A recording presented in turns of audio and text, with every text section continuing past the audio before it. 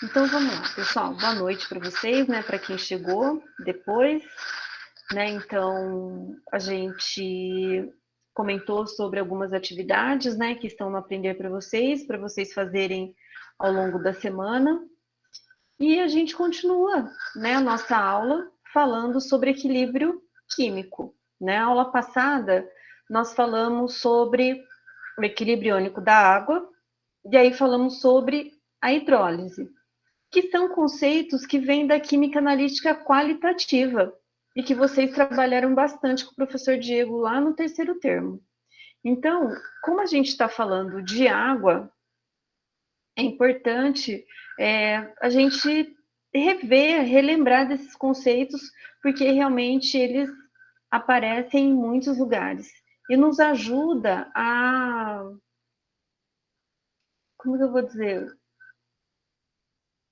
ele nos ajuda a entender algumas coisas, né?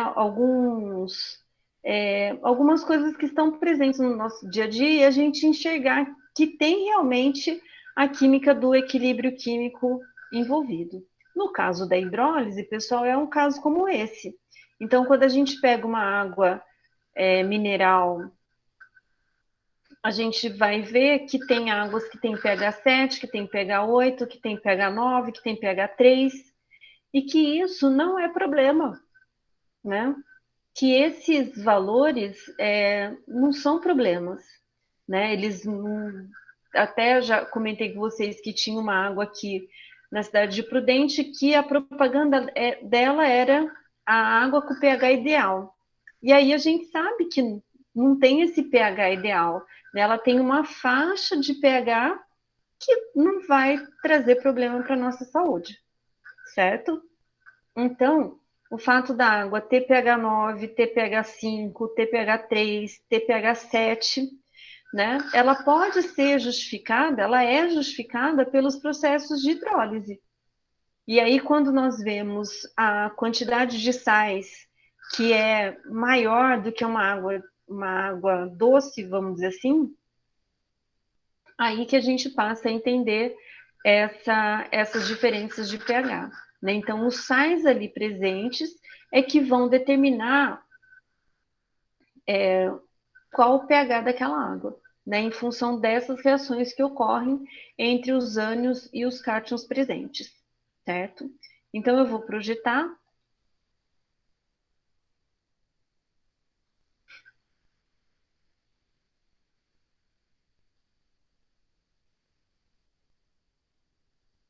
Nós falamos dos equilíbrios, né? E aí ficou dos casos especiais, vamos dizer assim, de quando a gente fala de equilíbrio.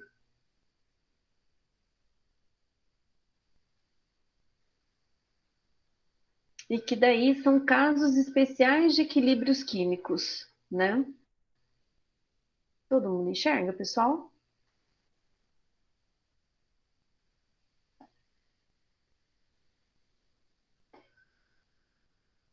Deixa eu ver se eu consigo.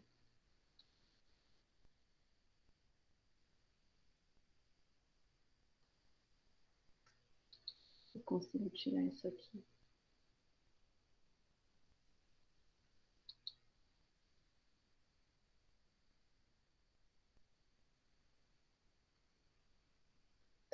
Tá limpo.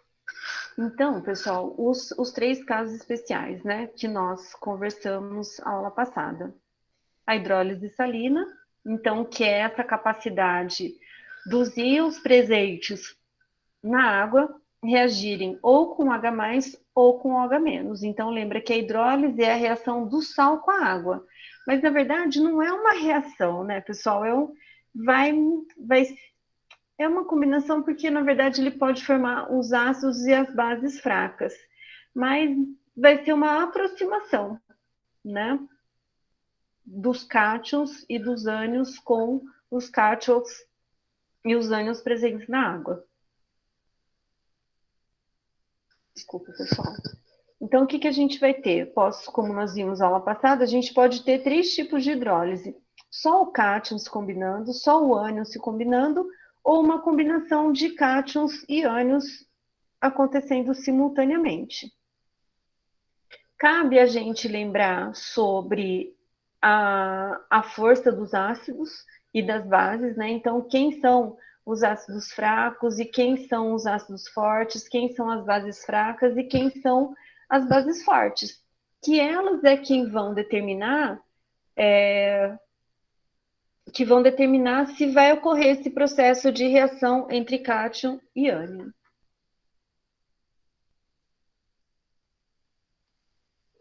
E aí nós vimos, né? Quando ocorre a hidrólise salina só do cátion, né? Então, que no caso com a água ele vai reagir, ele vai reagir com o OH menos da água, né? Então, formando uma base fraca e, consequentemente, sobrando íons H+, e fazendo com que o pH seja menor que 7.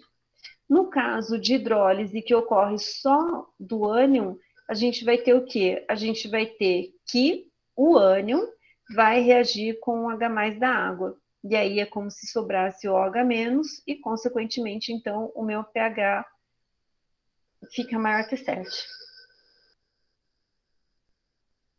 Quando eu tenho cátion e ânion simultâneos, o que vai acontecer é que vai depender da força desse ácido dessa base, né? Então, no caso, o cátion e ânion vai reagir com o cátion, né? Então, o B vai reagir com o OH menos da água e vai sobrar H+. Mas se tem uma hidrólise dupla, né, a gente vai ter que o ânion vai reagir com o H+ da água e vai liberar OH-. E aí, consequentemente, então, dependendo da força do ácido e da base gerada, a gente vai ter uma maior quantidade de H+ ou de OH-, certo? Então, a gente tem que ter em mente essa força dos ácidos e das bases, né? E saber quando que vai ocorrer, certo? E aí nós fizemos esse exercício rápido, né? No caso do cianeto de sódio, que a gente sabe o quê? Que esse sal é proveniente de uma base forte e um ácido fraco. Então, consequentemente, a gente vai ter que o meu meio ele vai estar básico. Nesse caso aqui não é sal, né? Isso daqui é uma base, então, consequentemente, a minha solução vai ser básica. Aqui, um sal proveniente de uma base fraca e um ácido fraco, então o pH ele vai ser em torno de 1, né? Que vai depender aí do tipo de ácido e base gerado. O D é um ácido clorídrico, que é um ácido, então a minha solução é ácida. O brometo de sódio, que é um sal proveniente de uma base forte, e um ácido forte. Então, aqui o pH vai ser realmente 7. E aqui o sulfato de amônio, que ele é proveniente do ácido sulfúrico, né? E também de uma base fraca. Então, consequentemente, a gente vai ter uma quantidade de H+, né, sobrando na solução e, consequentemente, então, a minha solução ela é ácida, certo? Porque a base fraca e o sulfato um ácido forte, certo? Alguma dúvida, pessoal? Conseguem enxergar isso que eu conversei com vocês olhando só para o sal?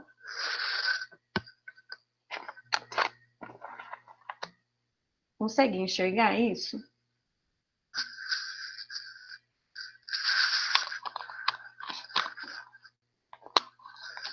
Sim, não.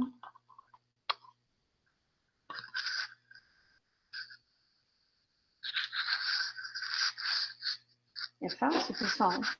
Alguma dificuldade nisso?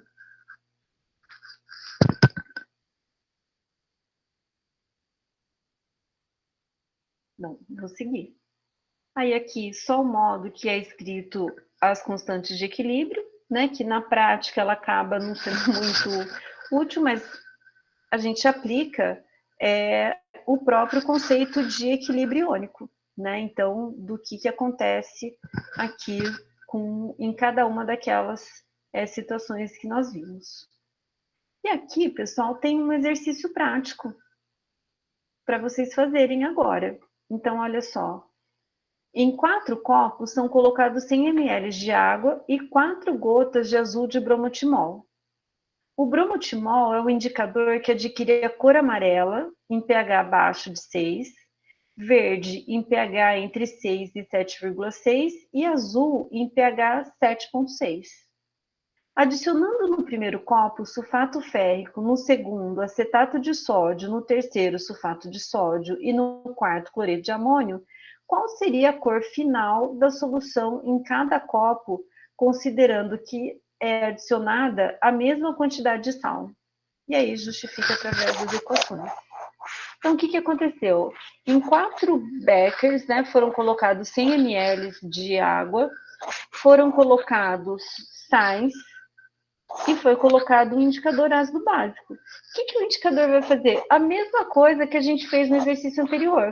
Ele não perguntava qual era, ele não perguntou o pH, mas ele perguntou qual era o tipo de solução, se ela era ácida, básica ou neutra. Aqui no caso, pessoal, o que vai acontecer é que quem vai fazer essa indicação de cores é o azul de bromotimol. Então, eu preciso saber o quê? Eu preciso saber qual vai ser o pH, né, aproximado de cada um desses sais quando colocados na água. E aí, olhando a escala de pH do indicador, eu consigo saber qual que é a cor do copo. Fica claro? Então, 10 minutinhos para vocês fazerem, pessoal. A minha sugestão é que vocês façam a dissociação, né, e a ionização das espécies envolvidas, para que vocês possam enxergar qual ácido e qual a base que está sendo proveniente, certo? Então, 10 minutinhos, pessoal. Eu vou só dar uma fechadinha na câmera para pegar água. Enquanto isso, vocês fazem o exercício. Tudo bem?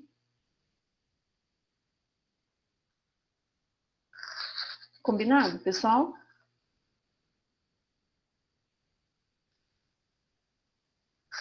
Beleza. Então, 2 minutinhos eu já volto.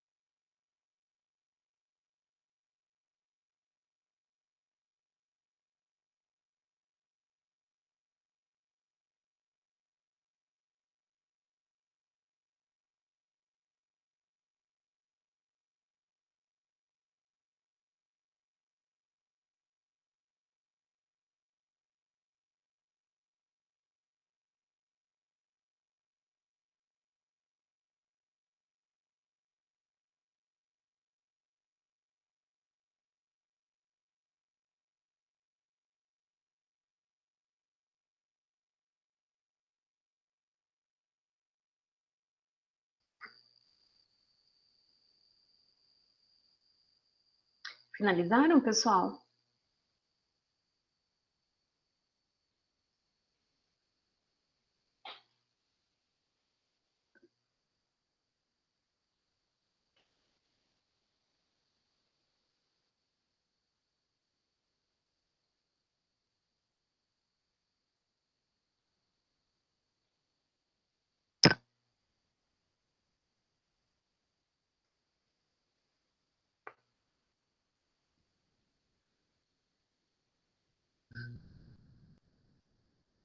Tá finalizado? Chegaram nas cores de cada copo?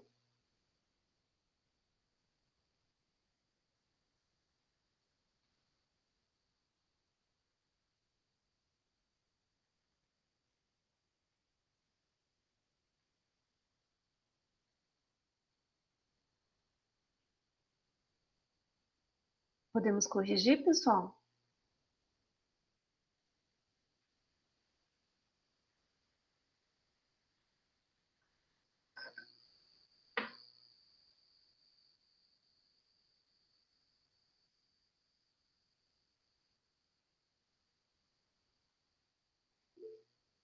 Então vamos lá.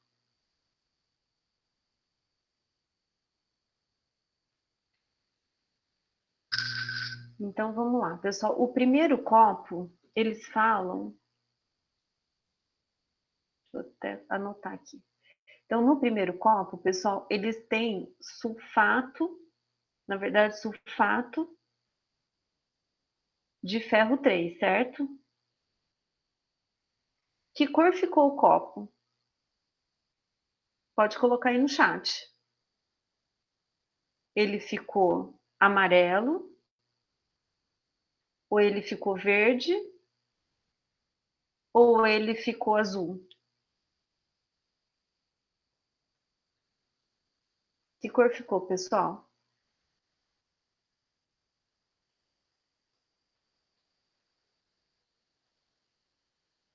Incolor? Pode colocar, pessoal, só estamos nós aqui na sala. Que cor ficou o copo?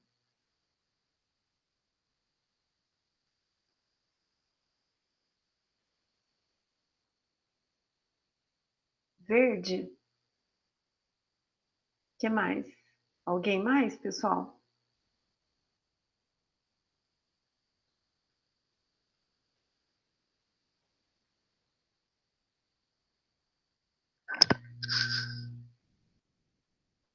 Alguma outra cor, pessoal?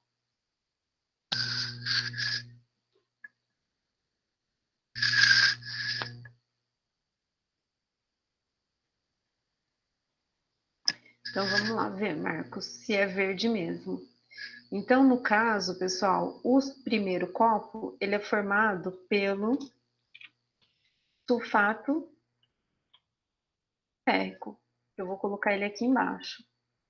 Quando a gente olha esse sal, pessoal, qual que é a origem dele?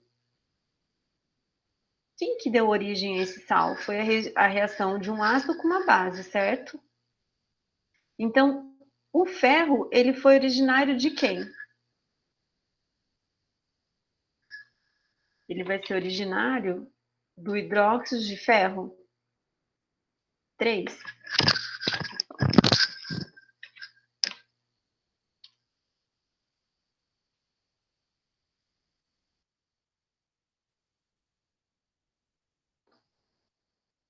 certo? Da reação com quem? Com a reação com ácido sulfúrico, certinho.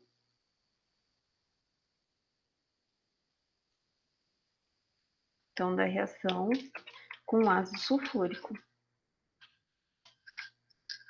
E aí, então, gerou aquele sal. Não vou entrar nem na questão do balanceamento, tá, pessoal? Na verdade, ele gera isso, mais água.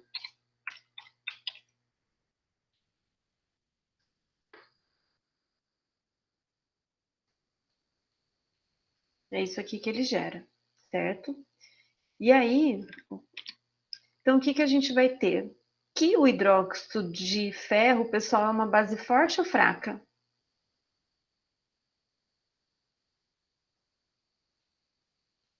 O hidróxido de ferro, lembra que ele não tá, o ferro não faz parte nem da família 1, nem da família 2.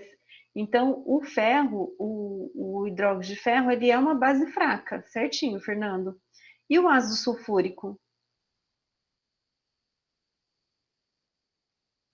Ele é considerado um ácido forte, né? Então, o que vai acontecer aqui?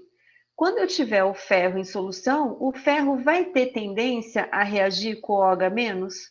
Ele vai hidrolisar com o OH-? O ferro vai se combinar com o OH-? Vai. Então, ele vai sequestrar o OH- da solução. E o ácido sulfúrico, né, no caso, o sulfato, ele vai reagir com o H+? Não, porque ele é um ácido forte. Então, o que vai acontecer? Na minha solução, vai sobrar íons H+. Então, a reação que vai ocorrer, deixa eu copiar isso aqui para facilitar. A gente vai ter o quê? Que o ferro realmente vai se combinar com o OH- e vai formar o hidróxido de ferro.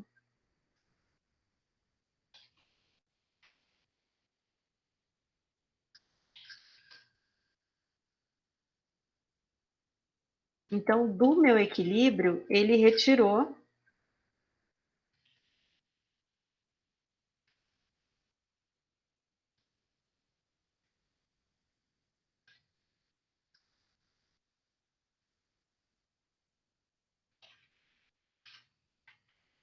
Ele vai retirar da água. Quando ele retira da água, sobra H+, certo? Depois, o que aconteceu? O sulfato,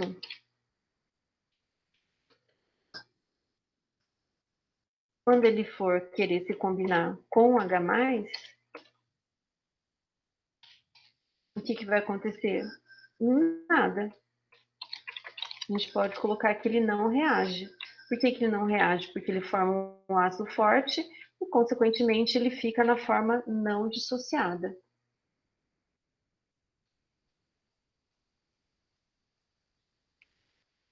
Certo?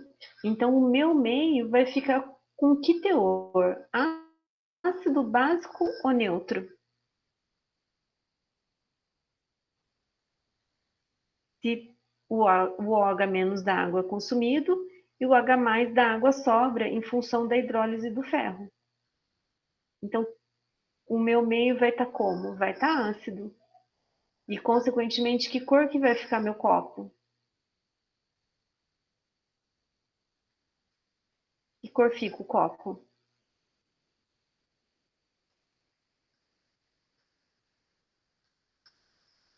Amarelo. Certinho, Camila. Isso mesmo. Porque se o meio está ácido, pessoal, o pH é abaixo de 6. Então, a cor é amarela. Certo? Certo, Marcos? Se você comentou o verde, né? Para ser o verde, ele teria que ter o pH entre 6 e 7,7. Certo? Ficou claro? E no caso do acetato de sódio, pessoal, que cor que fica? Aqui, no caso, o acetato de sódio, ele é gerado por quais, vamos ver, Camila, por quais componentes, né? Então, a gente vê que o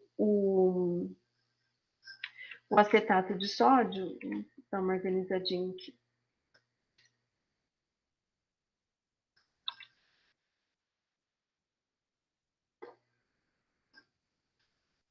ele vai ser formado por quem? Pelo NaOH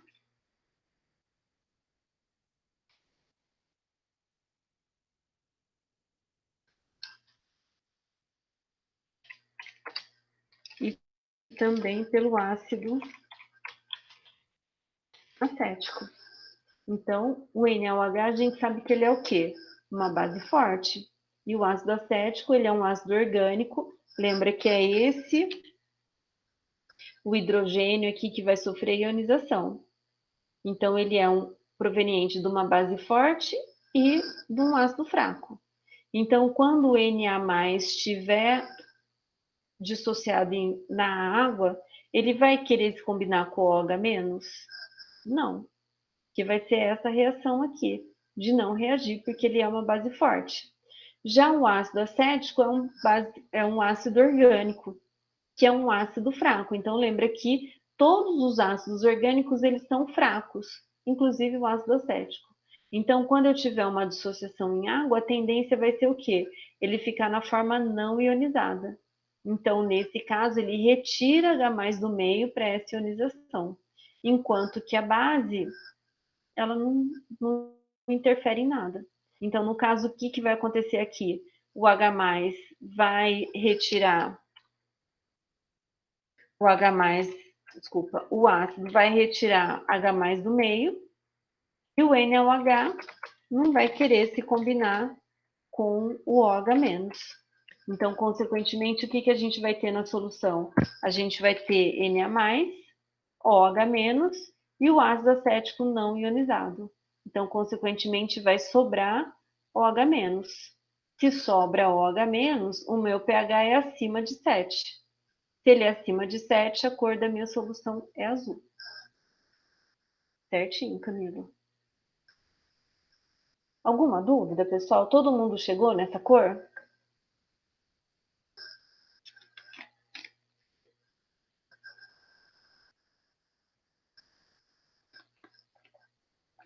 Legal. Aí o outro é o terceiro sal, que é uma solução de sulfato de sódio. O sulfato de sódio, ele é originário de quem? Do hidróxido de sódio também, e ele era originário do ácido sulfúrico. Então, a gente viu que o NaOH não reage e que o ácido sulfúrico também não reage. Então, consequentemente, como que vai estar o meio? Ácido básico ou neutro?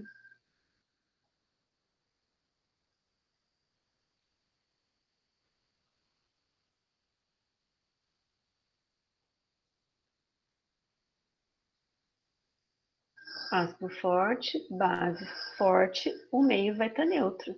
Se o meio vai estar neutro, então ele vai estar entre 6 e 7. Então, a coloração vai ser verde. Certinho. E depois o quarto é cloreto de amônio, que qual que é a origem deles? O ânion é proveniente do hidróxido de amônio e o cátion é proveniente do hidróxido de amônia e o Cl é proveniente do ácido clorídrico. Então, o que vai acontecer aqui? O NH4 vai retirar o OH-, né? Porque o NH4 também é uma base fraca, é considerada como uma base orgânica fraca, embora não tenha carbono, né? E aí o que acontece é que ela então é fraca, ela vai retirar o OH- do meio. O HCl é um ácido forte, que tende a ficar na forma na forma ionizada, né? Então, consequentemente, o que a gente tem? A retirada do OH- para a formação do hidróxido de amônio, não ionizada, e o H+ livre em solução. Ocorreu um desequilíbrio, então sobrando H+, então, consequentemente, o meu meio está como? O meio está ácido, isso, a solução é ácida, e a coloração é qual? Amarela, certinho. Fica claro, pessoal? Consegue enxergar o que acontece nesse meio? Então, é isso que acontece quando a gente tem água carbonatada ou águas ricas em sulfatos, águas ricas em sulfetos, águas ricas em fosfatos, né? Acaba sendo uma combinação da hidrólise de todos esses sais com a água, né? Então, a reação de todos esses sais com os íons que formam a água, né? A combinação de H+ e do OH- da água. Então, na verdade, eles vão fazer o quê? Eles vão fazer com que ocorra um desequilíbrio, vamos dizer assim, um desequilíbrio no equilíbrio iônico da água, certo? Por isso, pessoal, que dificilmente a gente consegue ter uma água com pH 7. O que seria água com pH 7? Aquela água que tem, por meio da hidrólise da água, a mesma concentração de H+ e de OH-. Aí você fala assim, mas quando eu produzo água destilada e medir o pH, ele está 7. Pode até estar 7. Mas o que vai acontecer, pessoal, é que depois de 15 minutos, essa água vai começar a absorver CO2. E quando ela absorve CO2, o que vai acontecer? Ela vai formar o ácido carbônico e vai diminuir o pH, certo? Então, a gente pode até, por coincidência, ter alguma água que tem o pH 7, mas ela não vai ter o pH 7 em função da concentração de H+ e de OH-, mas ele vai ter o pH 7 em função da combinação da hidrólise dos sais presentes, certo? Bonito, pessoal? Então, isso explica os diferentes valores de pH nos diferentes tipos de água, que pode até ser uma água de superfície, não classificada como água mineral, mas ela vai ter esse valor de pH em função também de sais que estão dissolvidos nela, certo? Podemos seguir, pessoal? Alguma dúvida? Todo mundo conseguiu fazer?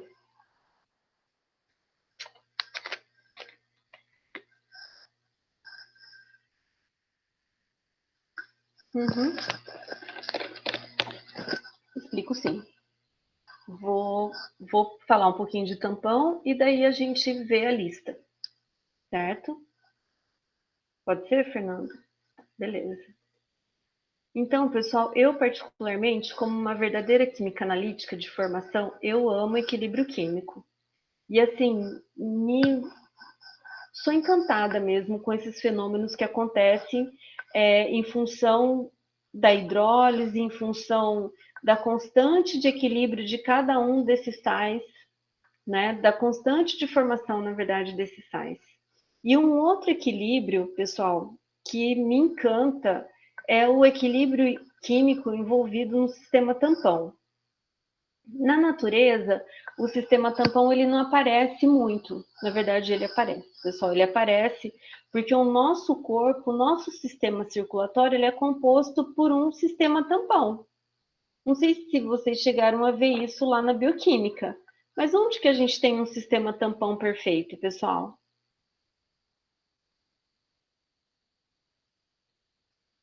Onde que no nosso organismo nós temos um sistema tampão perfeito? No sangue, exatamente, no sangue. De quanto que é esse pH?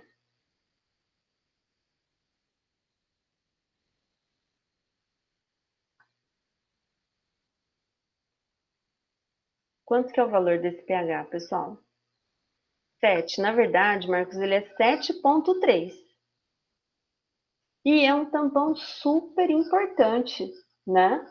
E o que é tampão, pessoal? Que vocês já sabem da definição deles lá de Quali. Como que a gente define um sistema tampão?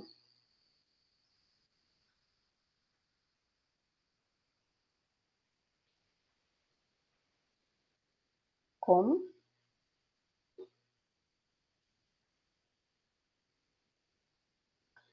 Sistema tampão, né? É aquela solução formada por substâncias que vão, mesmo com adição de ácido ou base, ele vai fazer com que eu tenha uma pequena variação de pH. Então, o que a gente sabe? Que o sistema tampão ele suporta a variação de pH. O nosso sangue, pessoal, ele é um sistema tampão perfeito, formado por vários equilíbrios químicos. Então, nós temos o equilíbrio carbonato-bicarbonato, que é esse da nossa respiração. Então, quando eu insiro uma grande quantidade de dióxido de carbono, aumenta a minha pressão interna de CO2, e aí ele forma o ácido carbônico. que vai sofrer uma ionização gerando bicarbonato, certo? Então, realmente eu posso ter se eu ficar exposta a uma atmosfera rica em CO2, eu posso ter uma acidose. Mas a minha acidose, pessoal, não é o meu sangue saindo de 7,2, 7,3 para 1 para 2. É uma acidose de 7, de 7,1. É uma unidade mínima de mudança, certo? Então, pode acontecer. Mas o sistema tampão, ele é perfeito, porque todas as proteínas, lembra que as proteínas são formadas por aminoácidos? E que nos aminoácidos a gente tem o grupo carboxílico e tem o grupo amínico. Então, de acordo com a demanda aí de H+, o que vai acontecer é que esse equilíbrio vai ser deslocado para que o pH possa ser mantido. Então, pessoal, tem sentido a gente ouvir palestras de figurões aí que falam que a gente altera o pH do nosso corpo? Já ouviram isso? Tem um famosão que ele fala que ele já foi professor em Harvard, que ele já deu palestra no MIT, que isso e que aquilo, e que o pH do nosso corpo muda. Tem sentido isso? Que a gente não deve tomar refrigerante, que a gente não deve comer uma série de coisas porque o pH é ácido. Só que a gente convive com substâncias ácidas, né? E elas não são oxidativas, porque o nosso organismo não muda o pH, certo? Se ele mudar, ele fica, em função de alguma doença, certo? Então, pessoal, suco de limão, refrigerante, vinagre, eles, embora sejam ácidos, eles não têm o poder de mudar o pH do nosso sangue, certo? Então, tem uma palestra desse professor que ele fala que se você toma um copo de refrigerante, seja qual ele for, porque todos eles são ácidos, a Coca-Cola é mais ácida ainda, que você tem que tomar tipo 32 copos de água para diluir esse ácido que você ingeriu. Que isso é uma balela, né? Então, pessoal, a gente é possível, né, por o conceito e os estudos aí de equilíbrio iônico, a gente ter discernimento de umas baboseiras que a gente escuta de vez em quando, né? Então, o nosso corpo ele não muda o pH e do sangue menos ainda, porque é um sistema tampão fisiológico perfeito, certo? Então, pessoal, a gente sabe o quê? Como que funciona esse sistema tampão? Já ouviu isso, né, Fernando? Fala. Então, acreditou no senhor? Acreditou, né? Achou que ele tinha razão. Pessoal, a gente deve evitar refrigerante, né? Mas não porque ele altera o nosso pH, mas porque ele tem uma grande quantidade de açúcar e não tem nada de bom nele, né? Então, sim, o refrigerante não é bom para ser consumido, mas não é porque ele altera o pH do sangue, certo? Mas prolifera, esse vídeo prolifera de uma maneira absurda. E aí é tão absurdo que o cara acredita tanto no que ele fala que acaba sendo verdade, né? Acreditando que é verdade, mas não é verdade, certo? Mas não é só com você, tem um monte de amigo que chega, Patrícia, mas o que você me fala desse vídeo? Eu falei, olha, não vou nem comentar, né? Porque isso é uma ofensa, né? E quem não estudou nada, né? Porque se a gente sabe um pouquinho de equilíbrio químico e um pouquinho da fisiologia de saber o que é o tampão e que o nosso sangue é tamponado, vai mudar o pH, certo? Então, como que funciona esse esquema aí do tamponamento, né? Que também é muito bonito de ver. Da mesma forma, pessoal, ele vai alterar o equilíbrio iônico da água.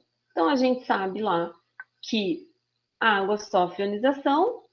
Se eu não tenho nada misturado nela, absolutamente nada, a minha concentração de H+ vai ser igual à minha concentração de OH-. Consigo escrever o KW, né, que é a concentração de H+ vezes de OH-. Se as concentrações de H+ e de OH- são iguais, os valores delas são 10⁻⁷, consequentemente, o meu KW 10⁻14. O que acontece com as soluções ácidas, básicas e neutras? A gente tem um desequilíbrio disso. Então, se ela é neutra, a concentração de H+ é igual a de OH-. A gente já viu se ela é ácida, a concentração de H+ é maior que a de OH-. E se ela é básica, a concentração de OH- é maior que H+, certo? E isso vai ter a ver com as concentrações de H+ e de OH-. Então, se a solução é ácida, concentração de H+ maior que 10⁻⁷ e menor de OH-. Se ela é neutra, igual, e se ela é básica, maior a concentração de OH-, então, consequentemente, uma concentração maior que 10⁻⁷, certo? Opa. Então, o que vai acontecer com uma solução ácida? A gente sabe que ela sofre ionização, libera H+ e A-. E aí, o que a gente tem? A gente tem um aumento da concentração de H+. O que vai acontecer? Lembra lá do deslocamento do Le Chatelier, do equilíbrio químico? Então, o que aconteceu? Aumentei a concentração de H+. O que vai acontecer é que meu equilíbrio vai se deslocar para produzir água não ionizada. Já era pouco que era ionizado, mas quando eu tenho um ácido em solução, ele vai ter uma quantidade menor ainda, né? Então, a gente sabe toda a solução ácida, a concentração de H+ maior que a de OH-. A básica, a mesma coisa. Então, o que aconteceu aqui? A gente tem a dissociação, então lembra que no caso das bases não é ionização, é uma dissociação, então eu tenho a separação do meu cátion e do meu ânion. O que acontece com o equilíbrio também?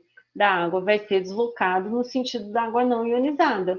Aumentou a concentração de H+, aumentou a concentração de OH-, então eu tenho um deslocamento para a formação da água não ionizada.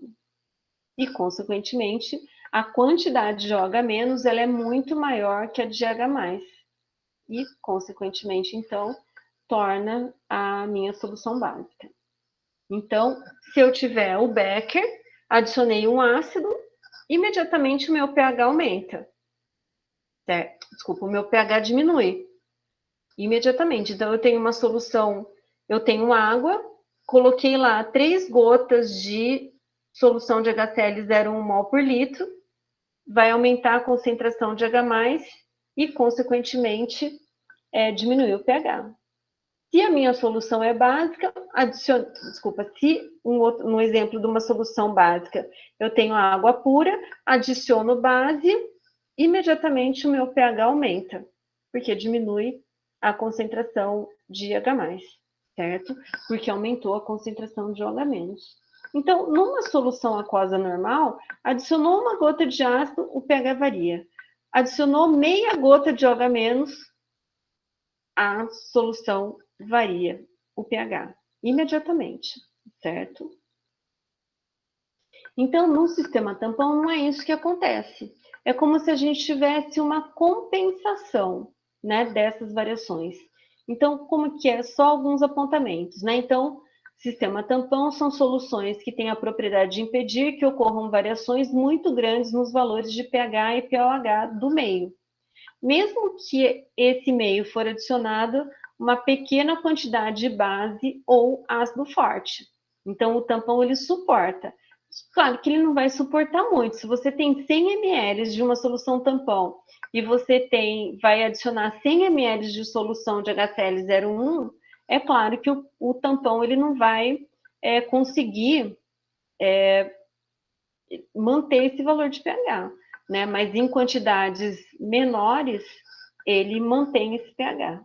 Então, se aquela mesma gota que a gente colocou lá no meu copo com água de ácido, e que a gente viu que o pH muda muito, e colocar essa mesma quantidade na minha solução tampão, a gente vai ver que a variação não existe, certo? Para base é a mesma coisa.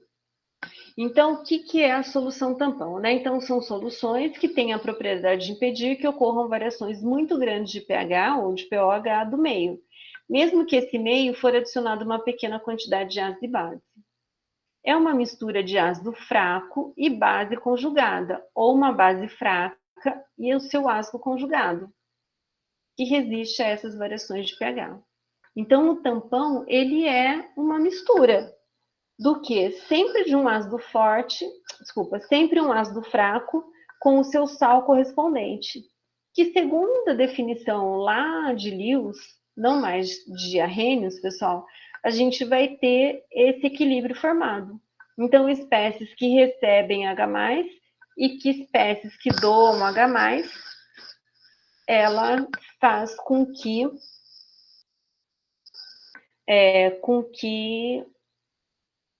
desculpa, pessoal, nesse conceito, que não é de Lewis, né, de Bronsted e Lowry, né, que é essa doação e recepção de H+, que o conceito de Lewis é a doação e recepção do par de elétron, que, na maioria dos casos, acaba passando pela mesma definição. Então, o que a gente vai ter? Que o fato de ter o ácido fraco e o seu sal conjugado vai permitir essa doação e recepção do H+, formando o ácido ou a base, segundo a definição de Bronsted e Lowry. Então, o que a gente vai ter? Que um tampão, por exemplo, é um ácido fraco, que é o ácido acético, que a gente acabou de falar, que ele é um ácido orgânico, e o acetato de sódio. Então, veja que o ânion é o mesmo do ácido acético. E aqui o sódio. Um outro tampão, hidróxido de amônio, que é uma base fraca, com cloreto de amônio. Olha só, a base fraca, conforme a definição, e a base correspondente, que é o cloreto de amônio, que é formado por NH4Cl. Então, o que a gente tem aqui? Olha, o cátion comum e o Cl de um ácido forte. Ácido carbônico mais bicarbonato de sódio, que também eu exemplifiquei para vocês. Então, o ácido carbônico e bicarbonato de sódio. Então, aqui o ácido fraco e depois o sal conjugado, vamos dizer assim, do que tem em comum o ânion bicarbonato, certo? Opa. Então, a não variação do tampão vai ter relação com o equilíbrio químico que ocorre entre o ácido e o sal correspondente, a base e o sal correspondente, certo? E aí, então, um outro apontamento que os tampões são empregados em inúmeras situações envolvendo a química, quando é desejável manter o pH de uma solução em valor pré-determinado e relativamente constante.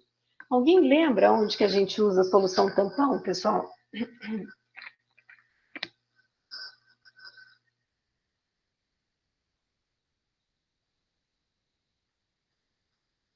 Onde mais a gente utiliza, a gente tem solução tampão?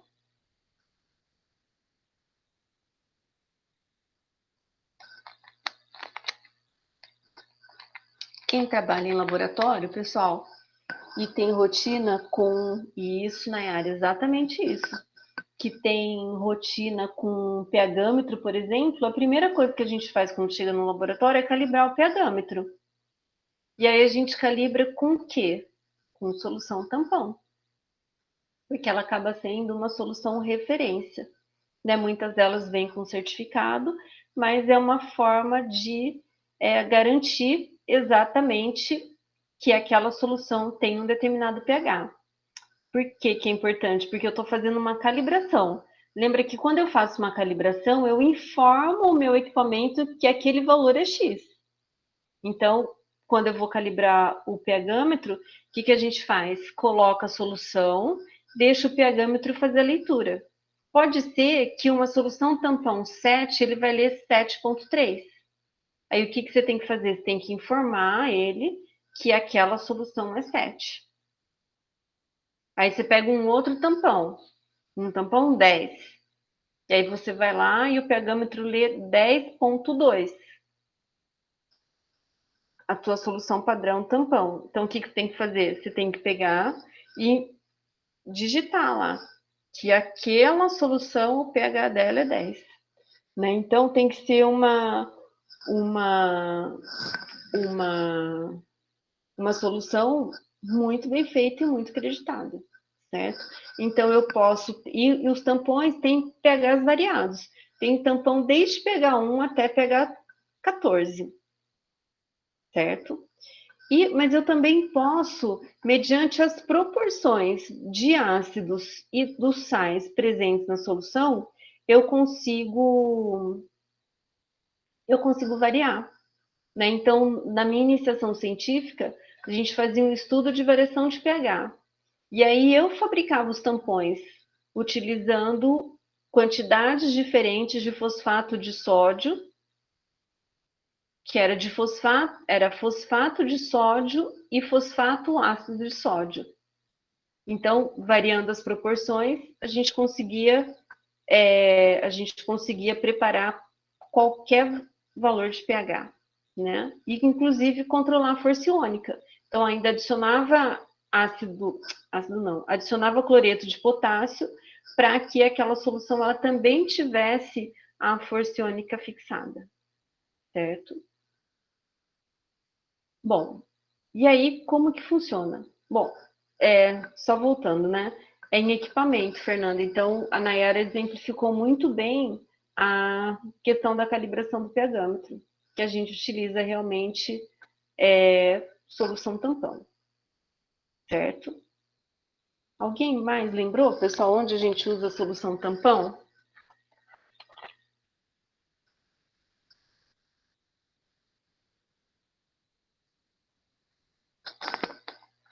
A maioria das vezes é realmente para fazer calibração e aferição de diferentes tipos de equipamentos. É o mais comum. Então, pessoal, quando eu falei para vocês que é um equilíbrio iônico maravilhoso, né? É isso daqui que acontece. Então, a gente vai imaginar o que tem dentro de um becker, onde nesse becker tem um tampão hidróxido de amônia e cloreto de amônia. Então, o que nós temos lá? Tem uma água, certo? E aí foi adicionado quantidades adequadas de hidróxido de amônio e cloreto de amônio, já que é um tampão formado pela base fraca e o sal correspondente. Então, fui lá, adicionei a base fraca e adicionei cloreto de amônio. Quando eu enxergo lá dentro do meu becker, pessoal, o que aconteceu lá dentro? Eu tenho o quê? Eu tenho a água sofrendo ionização, porque se o meio é aquoso, eu tenho que uma pequena parte das minhas moléculas de água, elas sofreram a ionização, certo? Aí o que a gente fez? Colocou hidróxido de amônio. O hidróxido de amônio, ele é uma base fraca. Então, quando eu coloquei ele no meio aquoso, uma pequena parte vai sofrer a dissociação. Então, o que a gente vai gerar? A gente vai gerar NH4+, faltou maisinho aqui, e OH-. Só que esse equilíbrio aqui, ele está em equilíbrio, mas é certo que a gente tem uma maior quantidade de hidróxido de amônio não ionizada do que hidróxido de amônio ionizado, já que ela é uma base fraca.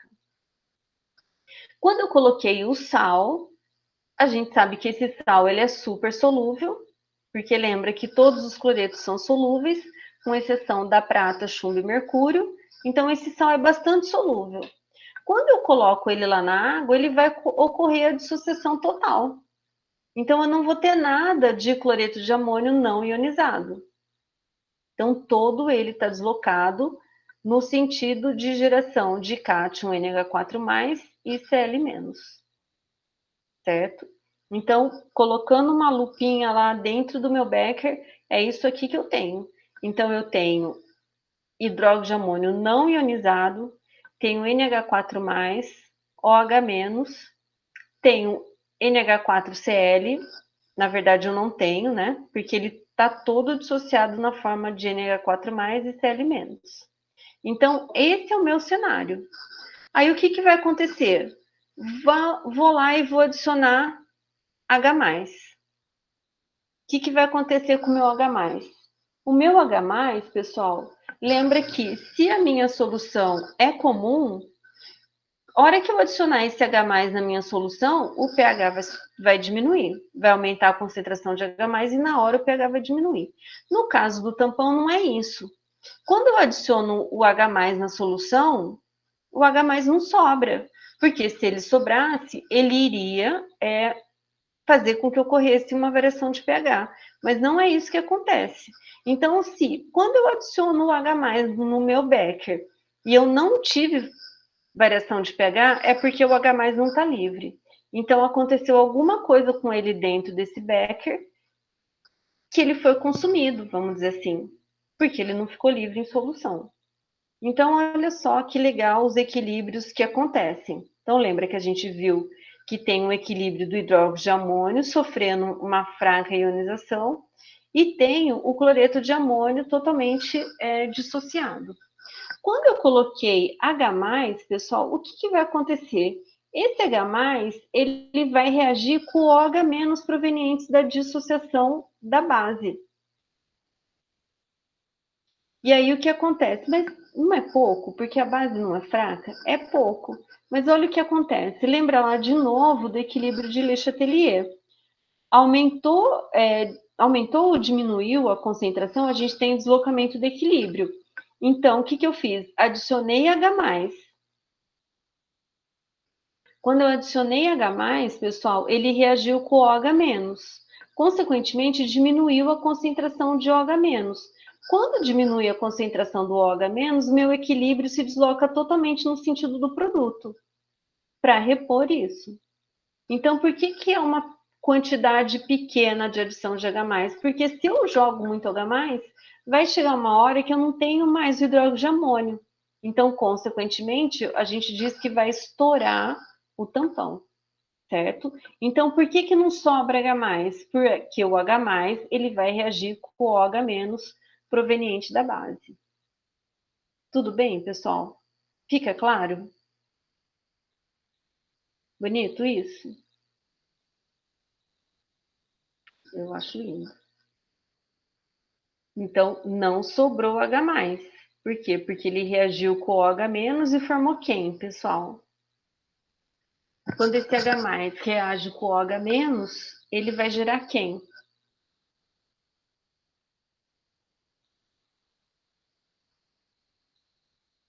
Quem que ele gera, pessoal, quando o H+ reage com o OH-? Água, né? E água altera pH? Não. Está deixando o H+ livre na solução para ter essa variação? Também não. Então, é isso que acontece quando eu tenho uma adição de ácido. Mas eu também posso ter uma adição de base. E aí, o que eu vou estar colocando no meu becker? Eu vou estar colocando OH-. Então, nesse caso, o que vai acontecer, pessoal? Um excesso de OH-. Se o OH-, se eu coloquei esse OH- e eu não tive variação de pH, é porque eu também não tenho o OH- livre na minha solução. Então, ele foi consumido de alguma maneira. Então, o que vai acontecer aqui? Lembra que eu tenho a minha reação de equilíbrio da dissociação da água, do hidróxido de amônio, que é uma dissociação fraca. Então, eu vou ter pouco NH4+, e pouco OH-. A hora que eu adiciono o OH-, o que vai acontecer com a concentração dele? Vai aumentar. Quando ele aumenta, o meu sistema tem que consumir ele. Como que ele consome?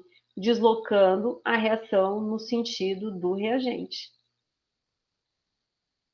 Certo? Então, aumentou a concentração, e aí o meu equilíbrio vai se deslocar no sentido de reagente. Mas não, da onde que vem esse NH4+? O NH4+, pessoal, ele vem aqui do sal, que é o cloreto de amônia, que vai ajudar, então, a absorver, vamos dizer assim, esse OH- e manter o valor do pH sem alteração, porque não está sobrando OH- na solução. Que lembra que eu só tenho alteração de pH se eu tiver variação na concentração, claro, e esses íons ficarem sobrando, vamos dizer assim, em solução. Então, no sistema tampão, eu tenho espécies envolvidas que não vão permitir que eu tenha H+ e OH- livre. De alguma forma ele vai ser resgatado, seja para uma reação de neutralização com OH-, seja no deslocamento do equilíbrio de uma reação. Né? Então, ele é consumido de alguma forma, tanto o H+ como o OH-. Fica claro isso, pessoal?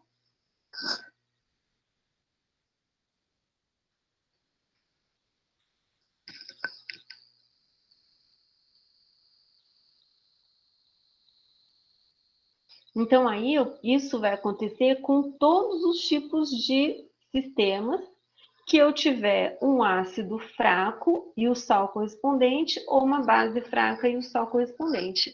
Então, aqui no caso desse outro sistema, ele é formado pelo ácido fraco, que é o ácido acético, e formado pelo acetato de sódio, que é um sal super solúvel, e que vai ter esse mesmo comportamento. O que vai mudar é que aqui é um tampão ácido, então, consequentemente, o comportamento aqui é invertido. Certo? Querem fazer, pessoal, essa demonstração do ácido acético acetato frente à variação de, ou frente à adição de H+ e de OH-? Ou podemos seguir? E vocês fazem em casa, que é legal de fazer.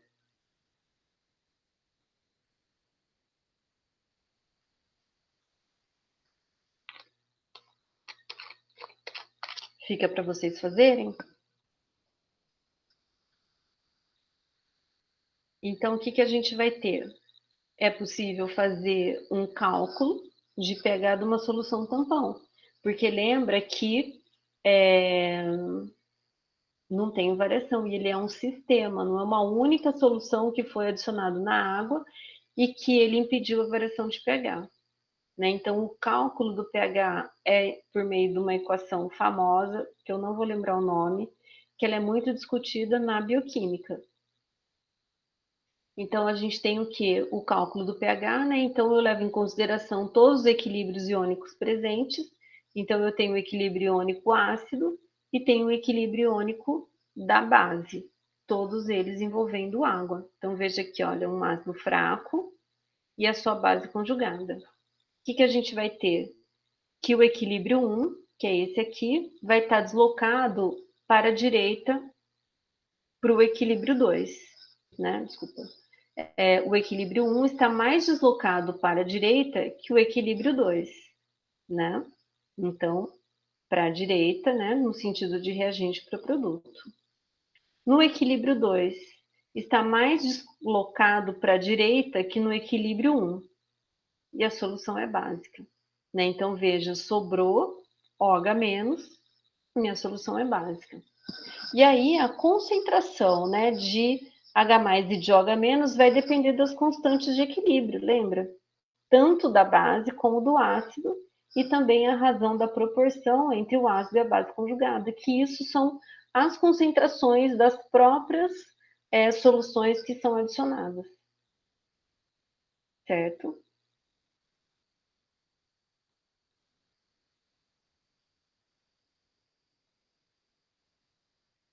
E aí, aqui é toda a sistemática, né, pessoal, que para nós não interessa muito, né? Mas é só para vocês saberem que o pH de uma solução tampão ou o pH de uma solução, ele vai depender muito das constantes de equilíbrio de cada uma das espécies envolvidas, certo? Então, olha aqui nas considerações, né? Envolve a concentração analítica dos sais envolvidos, né? Das espécies envolvidas. E aí, então, o cálculo do pH, né? Que, na verdade, isolando aqui as equações, a gente vai ter que a concentração de H3 ou mais, ou o Ka, né? Ele é igual ao próprio Ka, com a concentração do ácido dividido pela concentração do sal. Aqui, pessoal, é aquela mesma regra, né? Da concentração dos produtos dividido pela concentração do reagente. Então, algumas considerações, né, que para os ácidos ou bases que tem, então a aproximação realizada não funciona, porque aqui ele descreve todo o método, que para nós nesse momento não precisa, né? Mas lembra que acho que vocês viram isso lá em qualitativa, que a aproximação realizada não cabe, né? Que quando eu considerei a concentração do ânion igual à concentração do sal, e a concentração do meu ácido igual à concentração, desculpa, a concentração no equilíbrio igual à concentração do ácido. Mas isso, pessoal, só se for ácido fraco, né? Lembra, porque senão eu não posso fazer essas aproximações. E a concentração de H3O+, em uma solução é dependente apenas da razão entre as concentrações molares dos dois solutos. A razão é independente da diluição, uma vez que a concentração de cada componente varia proporcionalmente quando o volume se altera. Certo? Então, essa demonstração foi a aproximação em função disso, né? Mas que isso, dependendo do estudo e dependendo do para que você está fazendo, essa aproximação não vai servir, certo? Ah, tá aqui o nome, ó, a equação de Henderson-Rosenbach. Acho que já ouviram desse nome, né? Então, aqui ele reorganiza, né, as reações para o cálculo de pH. Normalmente a gente representa na escala logarítmica. Aqui eles não vão aparecer aqui. Né? Mas, na verdade, a gente tira um menos log, que fica o pH, que vai ser igual ao pKa, menos o log do inverso dessas concentrações. Que isso é uma outra visão, certo? E aqui os exemplos, né? Então, qual o pH de uma solução que é 0,4 mol por litro em ácido fórmico e 1 mol por litro em formiato de sódio? E aí, a gente vai ter que o Ka, né, ele é muito maior que o Kb, e a gente já faz uma previsão que a solução deve ter pH ácido, né? Deve ter pH abaixo de 7. E aí desenvolve com a aplicação dessa fórmula direta. Né? Então, vocês também podem fazer isso em casa. Um outro cálculo, né? Aqui um cálculo de pH de uma solução de 0,2 de amônia e 0,3 de cloreto de amônia. Então, veja que ele formou um sistema tampão, certo? Então, pessoal, esses dois agora são 10 e 10. Se vocês quiserem, dá para fazer rapidinho esses dois exercícios. Ou a gente tira a dúvida lá do exercício que o Fernando colocou.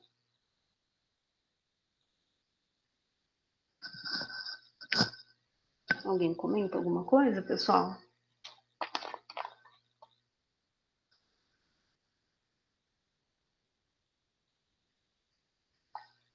Do exercício? Tá. Mas esses daí, pessoal, vocês não deixam de fazer, porque também vai ter dúvida e a gente resolve, então, na próxima aula. Tudo bem?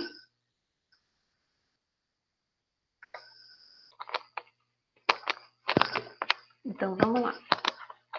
Deixa eu só ver qual que é o sexto.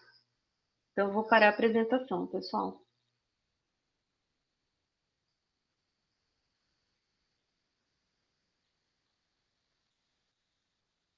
E vou fechar a câmera só para eu procurar aqui.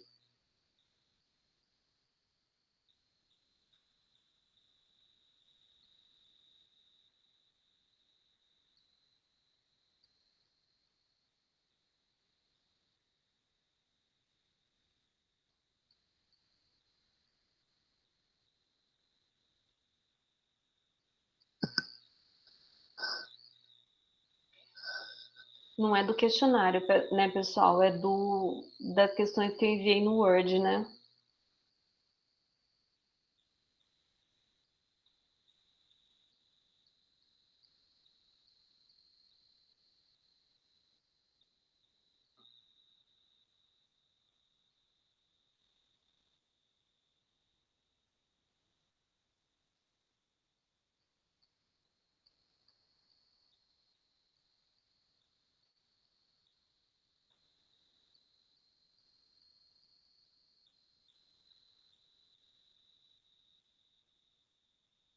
É lista, então? É da lista? A dúvida?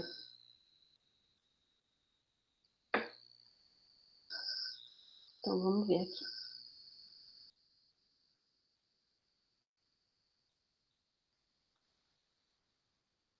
É esse sexto aqui? Todo mundo enxerga, pessoal, a apresentação?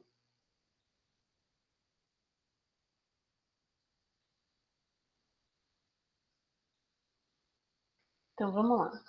3 pontos de monitoramento coletaram durante um ano amostras de água, em locais sem influência de poluição atmosférica. Os resultados mostraram valores médios de pH para cada um dos pontos. Então, no ponto 1, que eu vou anotar aqui, ele teve pH de 7,5 a 8,4. No 2, ele vai ter pH de 5 a 7. E no 3, ele vai ter de 3 a 5. Com base nesses valores, pessoal, conclui-se que o ponto 1 fala que refere-se a amostras de água do mar. 2 refere-se a amostras de água do mar. 3 refere-se a amostras de águas fluviais. 1 refere-se a... acabei fazendo errado. O A refere-se a amostras de águas do mar. O B refere-se a amostras de águas fluviais.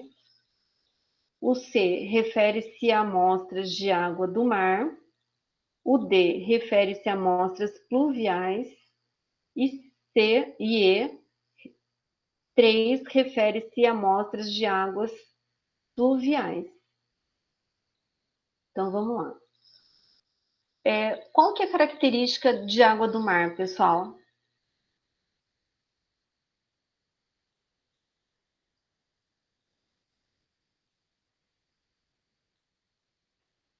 Qual que é a característica de água do mar? Salgada. Beleza. E o pH dela? Com esse monte de sal? Básico, exatamente.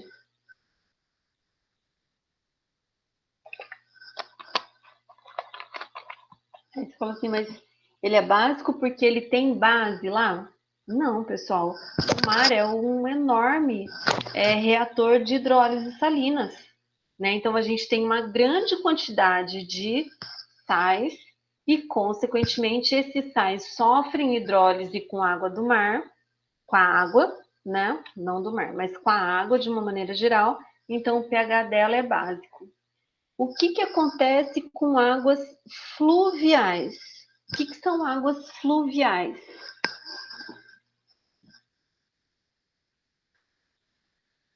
O que são águas fluviais, pessoal?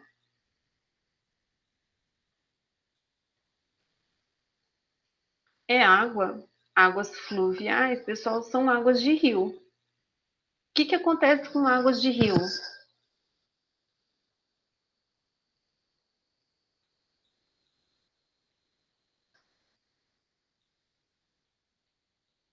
que que acontece com água de rio? É água salgada? Isso, ela deságua no mar. Mas em termos de concentração de sais ali presentes, ela tem muitos sais ou poucos sais dissolvidos? Pouquíssimos, né? Ela tem pouco sal dissolvido. E aí o comportamento vai ser diferente. Então, se ela tem pouco sal dissolvido, pessoal, a tendência dela, das águas de rios, ela vai ter uma tendência a pH ácido, 5, 3, que é a maioria das águas que a gente ingere. Que mesmo que a água passe pela estação de tratamento de água, ela fica com pH mais baixo. Então, vocês podem olhar na conta de água de vocês, se vem lá alguns parâmetros físico-químicos, vocês vão ver que a água que a gente ingere, ela tem um pH mais baixo. 6, 5,5, é esse que a gente costuma encontrar. E depois o cara fala em águas pluviais. O que são águas pluviais?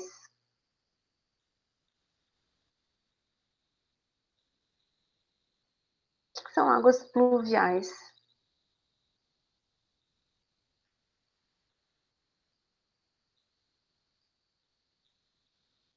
O que é uma água pluvial, pessoal?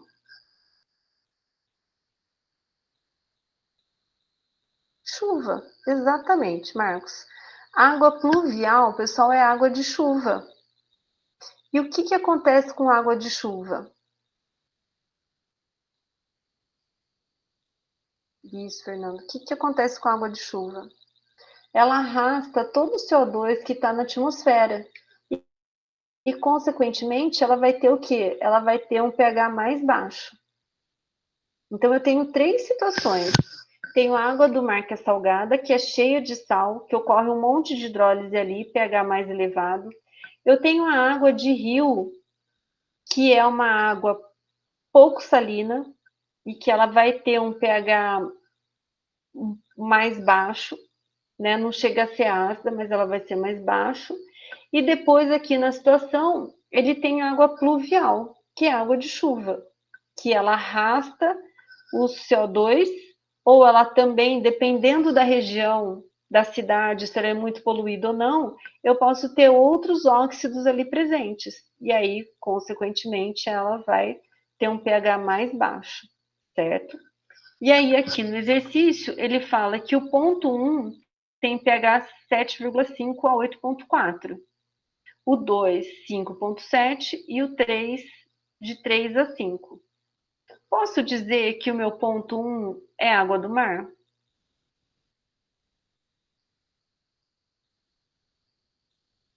Posso dizer que a água 2 é uma água fluvial? E que a água 3 é uma água pluvial? Posso já fazer essa, essa, esses apontamentos? Então, sabendo disso, vamos ver se dá certo as alternativas aqui. Então, vamos lá. Água 1 refere-se a amostras de água do mar? Sim. O ponto 1 refere-se a amostras pluviais? Não, porque o pH é elevado. C. 2 refere-se a amostras de água do mar? Também não. D. 2 refere-se a águas pluviais?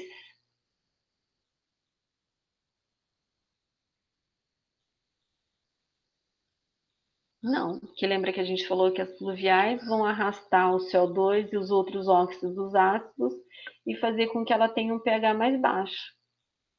E depois o 3 refere-se a amostras fluviais? Não, não, né? Porque lembra que o pH dela está mais baixo. Que as fluviais elas teriam aí um pH entre 5 e 7. Então, nesse caso, a alternativa correta é a alternativa A. Tá nada dúvida?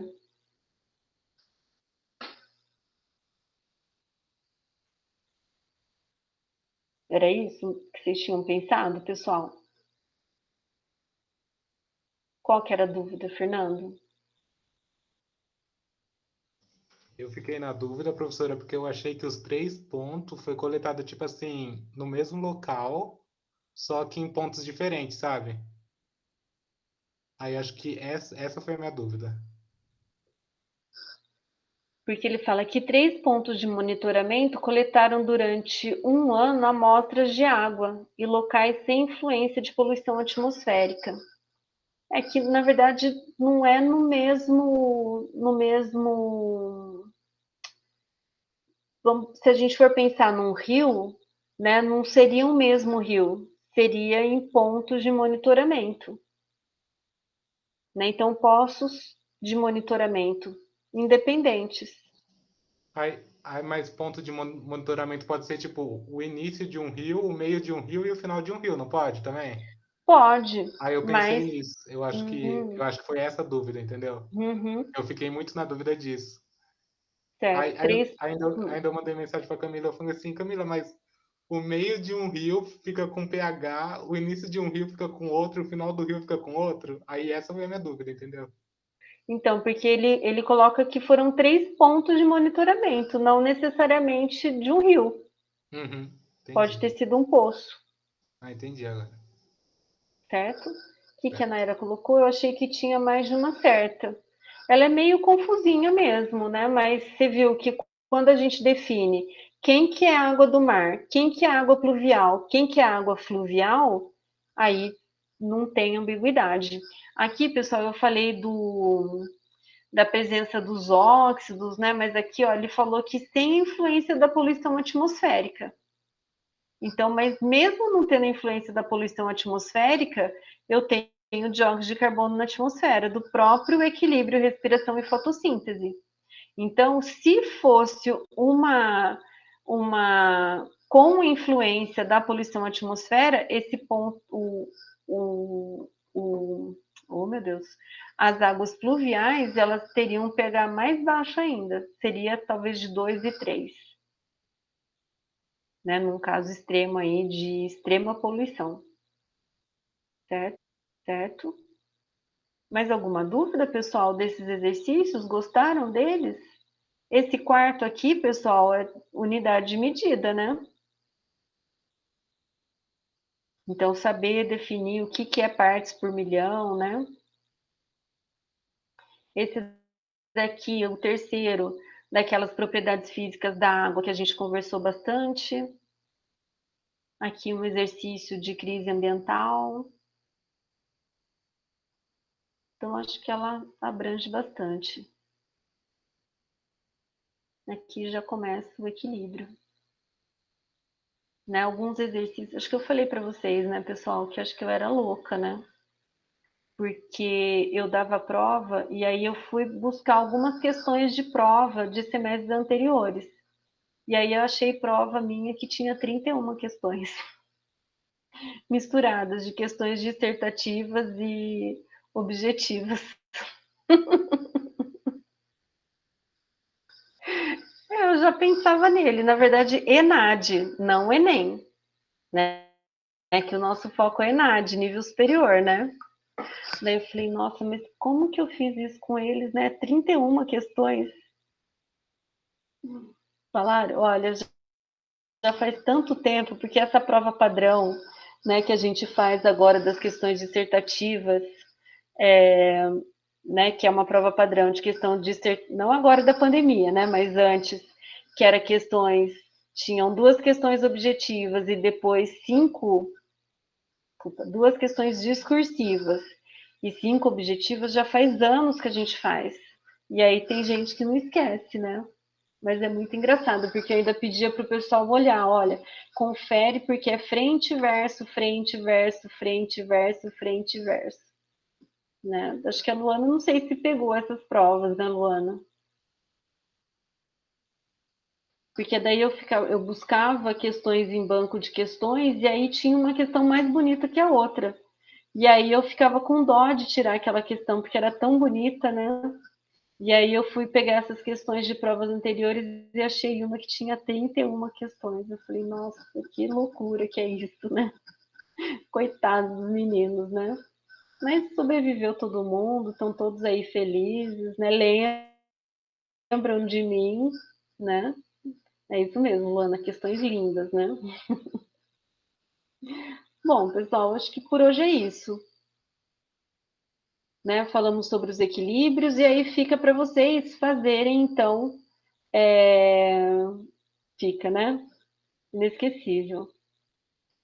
Fica para vocês fazerem aquele equilíbrio químico do, do outro tipo de tampão, do tampão ácido.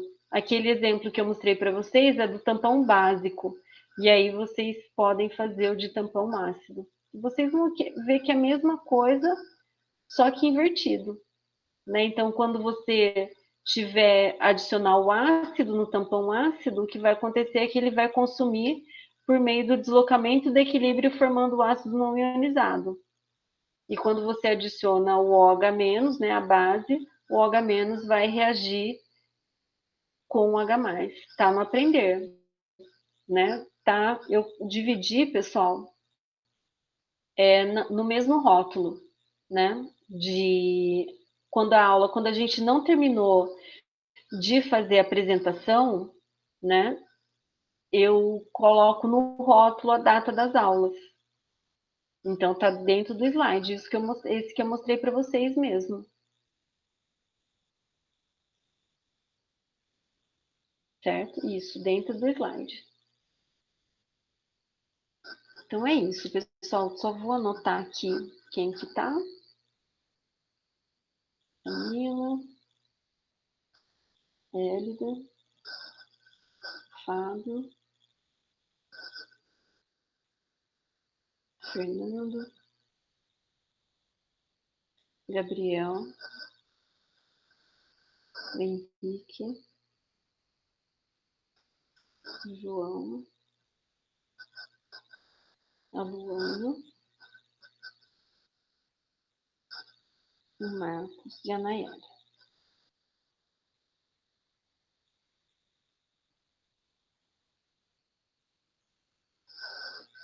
Certo? Então é isso, pessoal. Que as meninas do grupo tenham uma excelente noite, né? E que vocês sejam sempre lembradas, né? Não só no dia 8, mas todos os dias, né? E na verdade o que eu sempre digo é que a gente não quer diferenças, né? A gente quer igualdade, né? Então é isso que eu sempre tento buscar, que a gente tenha uma sociedade, no meu caso, através da educação, né?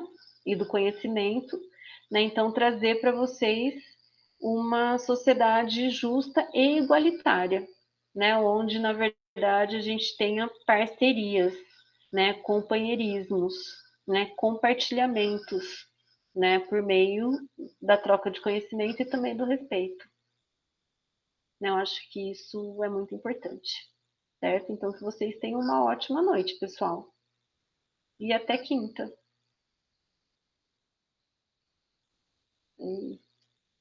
Boa noite, pessoal. Boa noite. Boa noite. Mas tá sempre valendo porque é todo dia, né, Fernando? Beijo para vocês, pessoal.